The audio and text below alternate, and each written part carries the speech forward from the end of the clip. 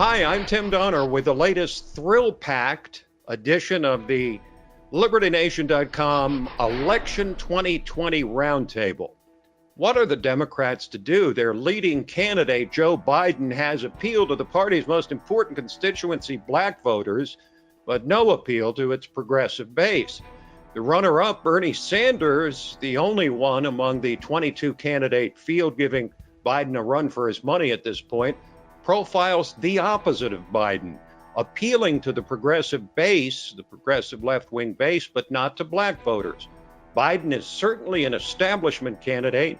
Bernie Sanders certainly is not. So which would be a better choice to take on President Trump?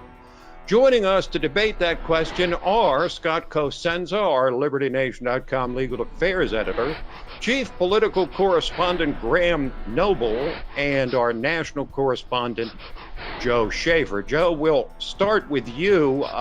Using Trump parlance in this case, should it be Sleepy Creepy Joe, as Trump recently called him, or Crazy Bernie?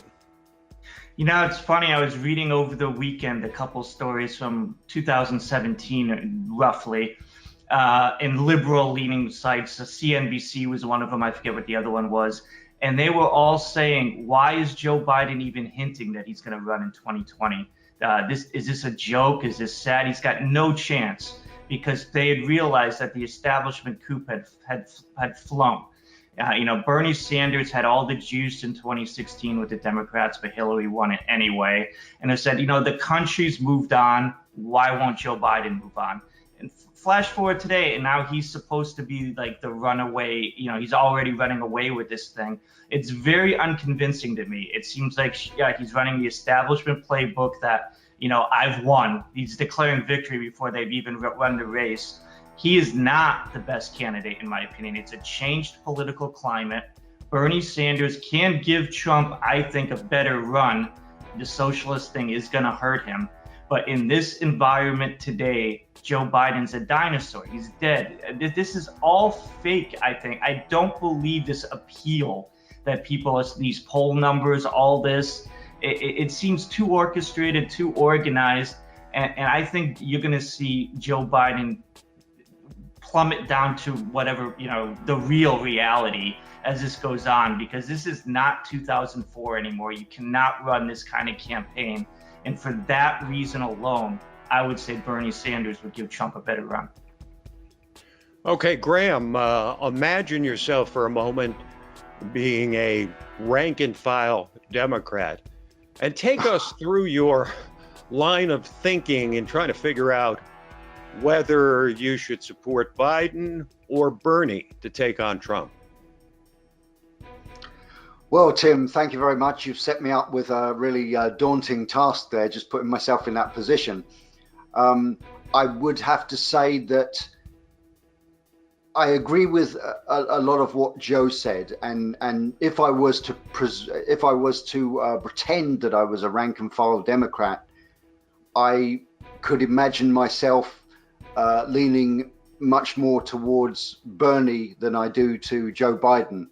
And I think my thinking would be simply that of all the Democratic candidates who are running for the nomination, Joe has by far the most skeletons in his closet, and he is also by far the most Washington establishment of all the candidates. And I think that's a problem. And if I were a Democrat looking for a potential nominee to back who would have a better chance against President Trump, my money, out of the two of those, my money would be actually on Crazy Bernie. Okay, so that's sort of 2 votes for Bernie over Biden, with the difficult proposition of putting ourselves in the position of being Democrats. But Scott, Biden has a 40-year record he's got to defend, while Bernie's also been around a long time, but has a little in the way of a record, little to show for it. Are the Democrats better off with a guy who's got a number of black marks from the progressive base, but some appeal to mainstream voters, or a guy with appeal to the progressive base, but may well scare mainstream voters as a self-declared socialist? As you frame the question, they're better off with the person who will give the progressives some indigestion, but will appeal towards mainstream voters for the general election. So I think we would have to say Biden. However, Donald Trump is not a typical candidate. So that to me is really the monkey wrench in the room, is they're running against Trump. They're not running against the establishment candidates that the Republicans have nominated every year, at least since Reagan. I don't know if you include him or not. He seems fairly establishment to me. So I would include him in the list. So with that in mind, I think sort of in terms of asymmetrical warfare, Tim, you're better off with a Bernie than with a Biden. Well, certainly the contrast between Trump and Sanders is far more stark than it is between Trump and Biden. But Joe, let me ask you this question. If Biden and Bernie are so popular, basically the two of them combined for more than 50% of the vote in the polls among Democrats these days, if they're so daunting, why are there 20 other candidates in the race? Yeah, again, you're asking a question that I don't understand myself. Why are there 20 other candidates in the race? I would say 17 of them don't have really a snowball's chance in Hades. But I will say this: these declared frontrunners are not daunting. Joe Biden should not scare anybody out of this race. I couldn't imagine a single candidate saying, "Oh wow, look at this lead Joe Biden has. I got to get out." He is so beatable. He is so vulnerable, and all the talking points that led to the Trump tsunami in the Republican Party. I think that, in talking about change and talking about moving on from the uniparty and establishment candidates, that works within a democratic framework, and that alone is going to blow up Biden. I wouldn't even be worried about Biden if I was one of these other candidates. I think Bernie is daunting to win a Democratic nomination. I don't know if he's going to win in a general, but he had juice in 2016, and there's none of these Democrats have any juice at all. But he inspired a progressive base going up against Hillary. He's got that credibility among Democrats. I would be much more concerned about Bernie if I was one of these second-tier or third-tier Democrats than I would about. I would relish getting on a debate platform with Biden, because you're going to have all the weaponry of change at your disposal. But I think Bernie is he can present himself as something new, even though he's really not, as you said. And I think I think to me, Bernie's the front runner. I think Bernie's got a clear road to the Democratic nomination, and I honestly do not believe Joe Biden has that. Joe Biden's not going to win. I'm going to say that right now. He's not going to win the Democratic nomination.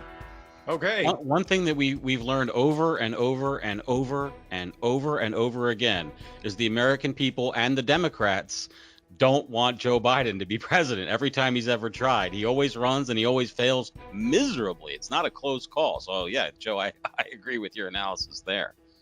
Well, Graham, I mean, Scott makes a good point that, it's remarkable the number of people I talk to who are sort of, basically politically in tune, who completely forgot that Joe Biden had run for president already twice in 1988, when he had to drop out because of flagrant plagiarism of a speech, and also a law school incident involving plagiarism. And in 2008, when his performance was so bad that he had to drop out after the Iowa caucus, the first contest of the Democratic primary, he also strongly considered, before near the end deciding not to run, in 1992 and in 2004 and in 2016. So in a way, here's a guy who's failed badly twice and considered runs 3 other times, apparently believing he didn't have a chance. So what's different now?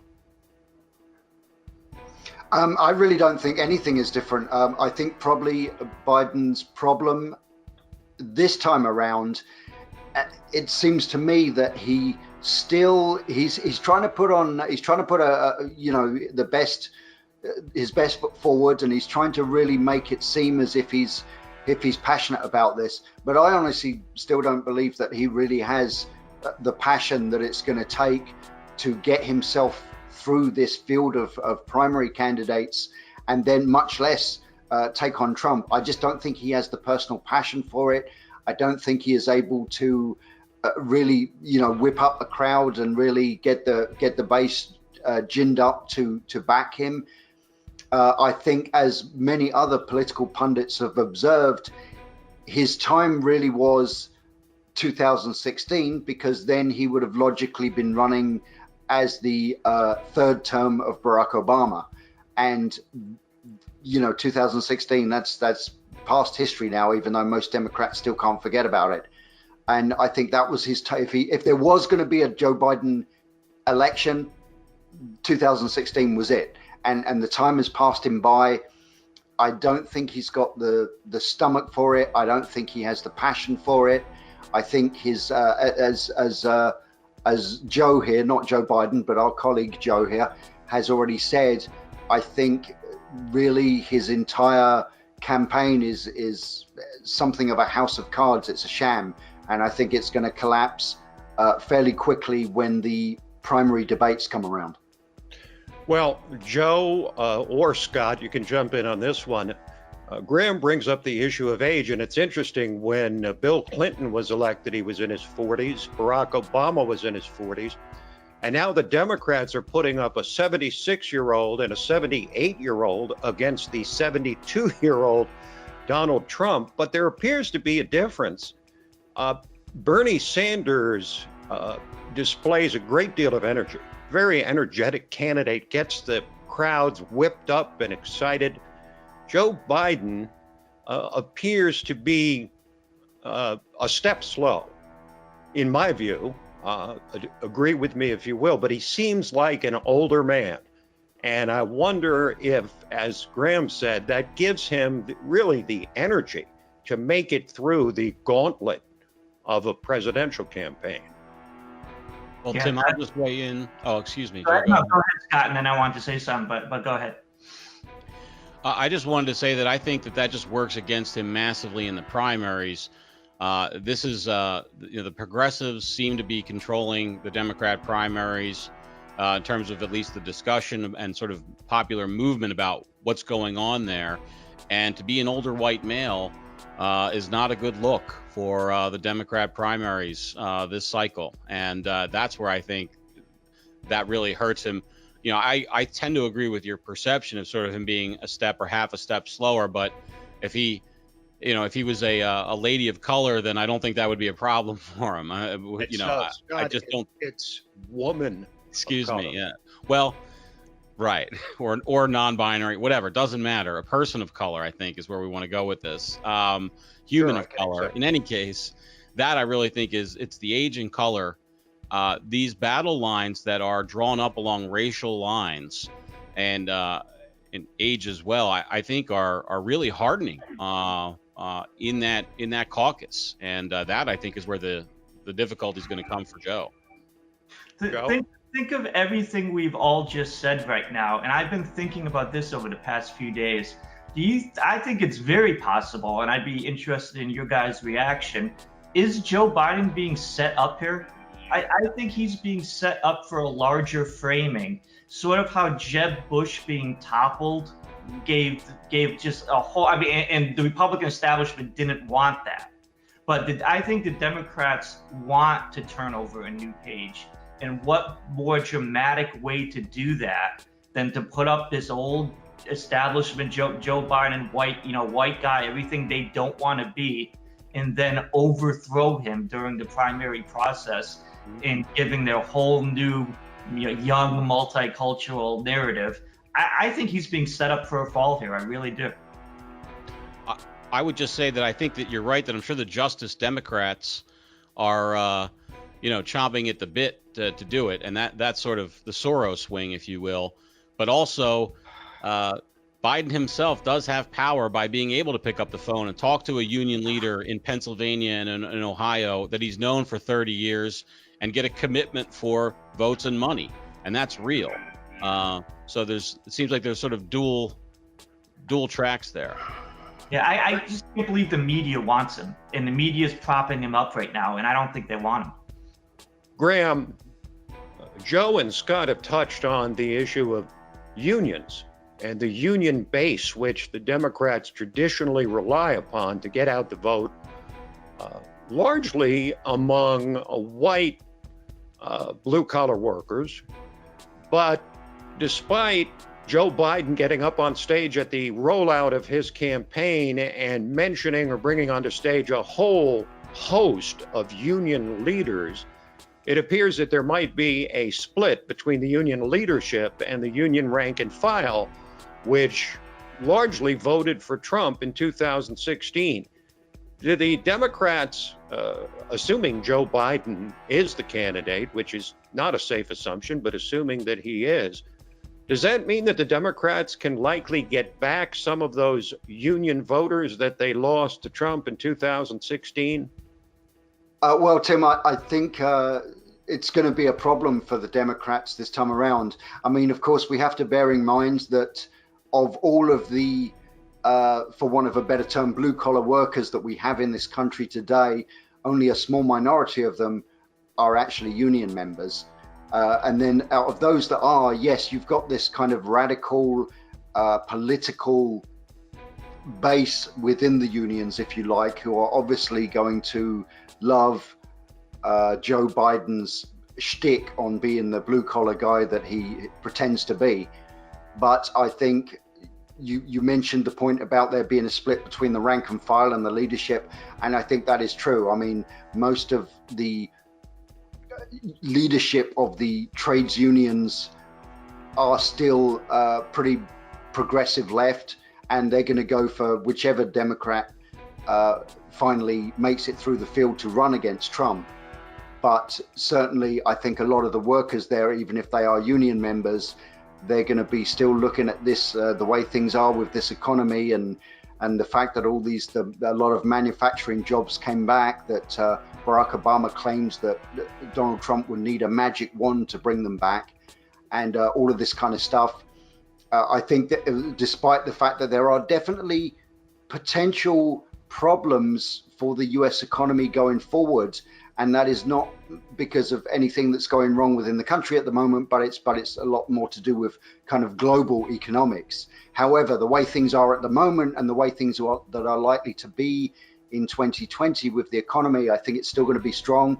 And I think a lot of union members are not going to be so keen to jump on the Biden bandwagon.